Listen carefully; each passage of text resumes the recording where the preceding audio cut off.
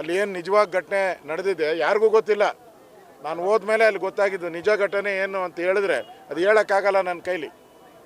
ಅಷ್ಟು ಹೊಲಸಾಗಿ ನಡೆದಿದೆ, ಅಷ್ಟು ಕೆಟ್ಟದಾಗಿ ನಡೆದಿದೆ. ಕೋರ್ಟು ಕೂಡ, ಹೈಕೋರ್ಟು ಚೀಮಾರಿ ಹಾಕಿದೆ ಕಾಂಗ್ರೆಸ್ ಅವ್ರಿಗೆ. ಮಾನ ಮರ್ಯಾದೆ ಇದೆಯಾ ನಿಮಗೆ? ನಾಚಿಕೆ ಇದೆಯಾ? ಹಿಂದೆ ಕುರುಕ್ಷೇತ್ರ ನಡೆದಂಥ ಸಂದರ್ಭದಲ್ಲಿ ದುರ್ಯೋಧನ ದುಶ್ಯಾಸನರು ಹಿಂಗೆ ಮಾಡಿರಲಿಲ್ಲ, ಅಷ್ಟು ಕೆಟ್ಟದಾಗಿ ಮಾಡಿದ್ದಾರೆ. ನಾನು ಪೊಲೀಸಿನ ಆ FIR ಓದಿದ್ದೀನಿ ನಾನು.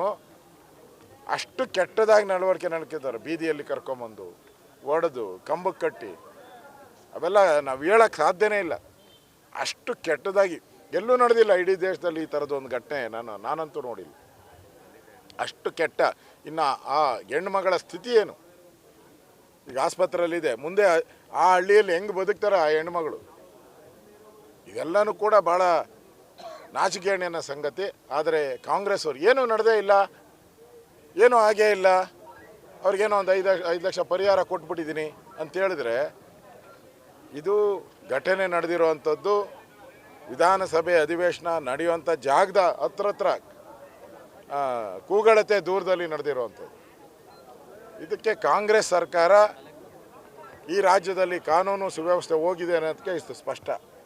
ವಿಧಾನಸಭೆ ಅಧಿವೇಶನ ನಡೆಯೋಗೆ ಹಿಂಗೆ ಮಾಡ್ತಾರೆ, ಅಲ್ಲೇನೋ ಮಾಡ್ತಾರೆ ಅಂದರೆ ನಿಮ್ಮ ಬಗ್ಗೆ, ಸರ್ಕಾರದ ಬಗ್ಗೆ ಜನಗಳಿಗೆ ಯಾವ ರೀತಿ ಇದೆ ಅನ್ನೋದು ಅರ್ಥ ಆಗಿ. ನೀವೆಲ್ಲ ಹಿಂದೆ ಏನೇನು ಕೇಸ್ಗಳು ಹಾಕಿದ್ರು, PFI, ಪಾಪ್ಯುಲರ್ ಫ್ರಂಟ್, ಅವೆಲ್ಲ ಕೇಸ್ಗಳು ವಾಪಸ್ ತೆಗೆದಿದ್ದೀರ. ಇವೆಲ್ಲನೂ ಕೂಡ ಜನಗಳಿಗೇನು ಅಂದರೆ ಇವ್ರು ಕಾಂಗ್ರೆಸ್ ಅವ್ರು ಏನು ಮಾಡಲ್ಲ, ಏನು ಕ್ರಮ ತೆಗೆದುಕೊಳ್ಳಲ್ಲ, ಕೇಸ್ ಹಾಕಿದ್ರು ವಾಪಸ್ ತೆಗಿತಾರೆ, ರಾಜಕೀಯ ಒತ್ತಡ ತಂದರೆ ಈ ಭಾವನೆ ಬಂದಿರೋದ್ರಿಂದ ಇವತ್ತು ರಾಜ್ಯದಲ್ಲಿ ಕಾನೂನು ವ್ಯವಸ್ಥೆ ಪೂರ್ತಿ ಕುಸಿದೋಗಿದೆ.